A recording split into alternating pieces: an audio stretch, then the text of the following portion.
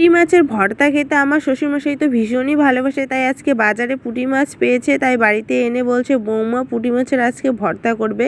তো আমিও ভর্তা করার জন্য দেখো মাছগুলো ধুয়ে নিয়ে একটুখানি লবণ মাখিয়ে গরম তেলের মধ্যে দিয়ে দিলাম। মাছগুলো এখন আমি একটুখানি ভেজে নিব, তবে আমি কিন্তু একদমই শক্ত করে ভাজবো না, আবার বেশি নরম করেও ভাজবো না, মিডিয়াম মতো ভেজে নিব।